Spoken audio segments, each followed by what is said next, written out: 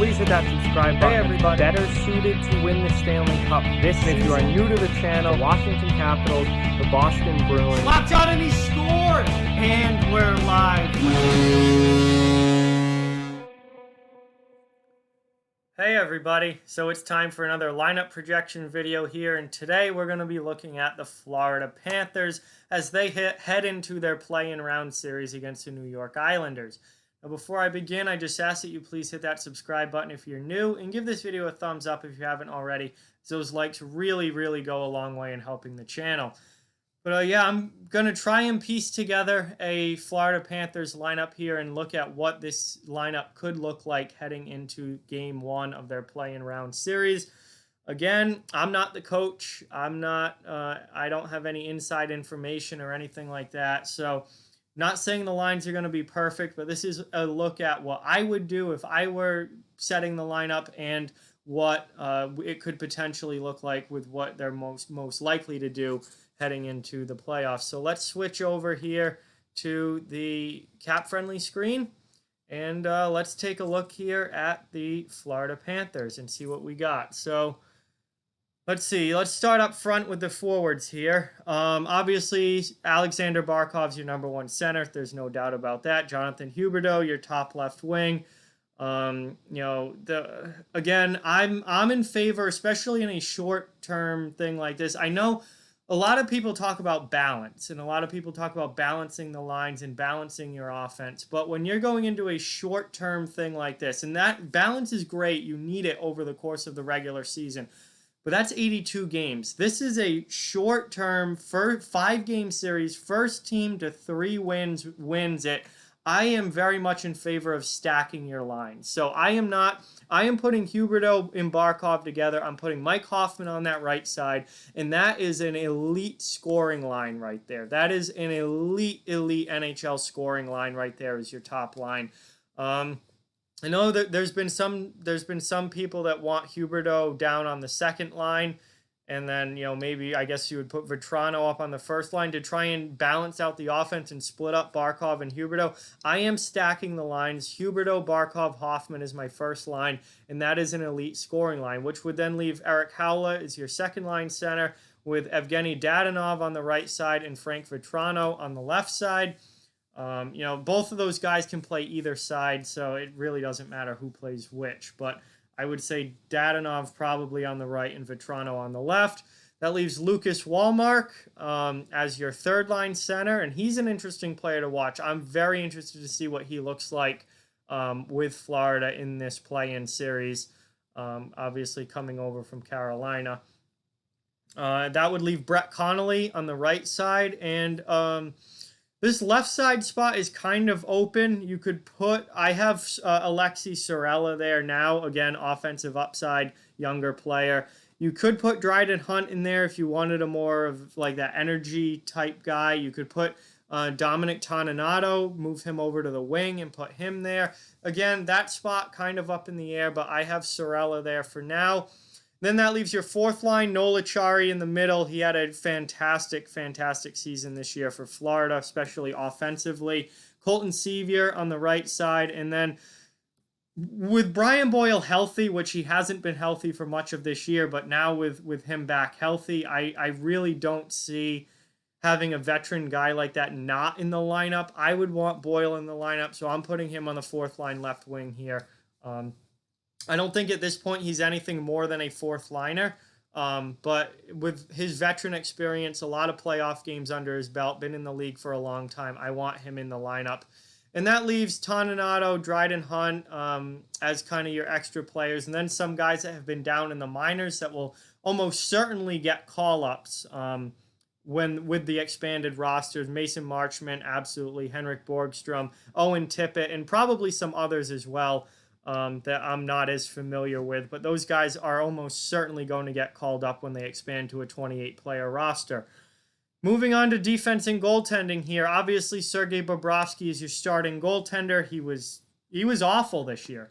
For a guy who just signed a $10 million per season contract, Sergei Bobrovsky was awful this year. If Florida's going to do anything in the postseason, they need Bobrovsky to seriously step it up and become the Sergei Bobrovsky that he was in Columbus and not the one that he was this year with the Panthers. So he's obviously your starter.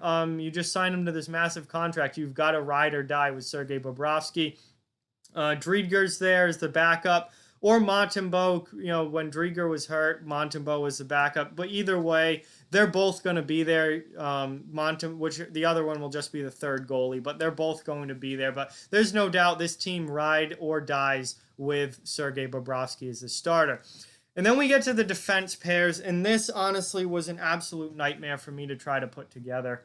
As far as what the pairings will actually be. Obviously, Aaron Ekblad is your number one defenseman.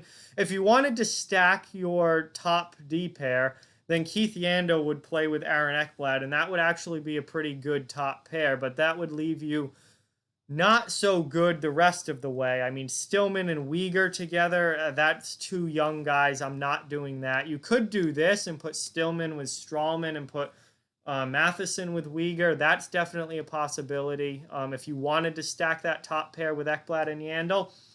I'm more in favor of putting Yandle on the second pair, playing him with Weegar. Weegar actually had a pretty darn good season this year. And putting Stillman up with Ekblad, because Stillman showed good promise and a lot of potential this season, but still very young and very raw at the NHL level. You put him with Ekblad, who's your best defenseman, and that kind of balances that out.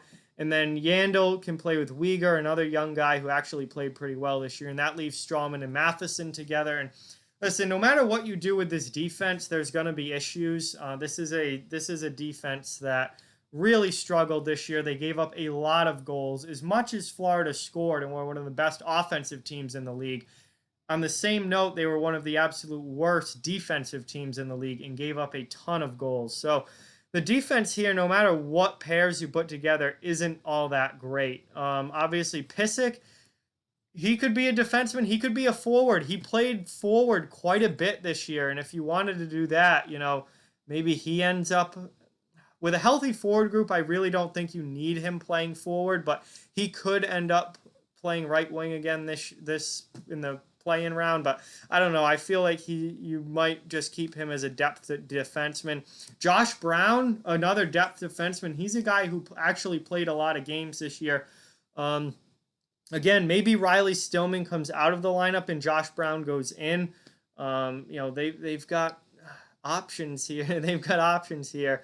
You know, that's a possibility, but Stillman actually looked good when he was in the lineup. So I feel like you should probably play Stillman. That leaves Brown as an extra. And then they've got Brady Keeper and Chase Prisky, both pretty highly touted young defense prospects who will almost certainly get called up when the rosters expand. So it's so, I'm trying to piece these pairings together. I thought the forward group was bad, but in general, I think this is a pretty solid forward group. Again, whether Sorel is there or not, that seems to be the biggest question up front. I think for the most part, though, the rest of this lineup is going to be pretty similar, if not exact, to what I have it right now. These D pairings, though, I don't know. I don't know. You know, there's so many guys that you could move around.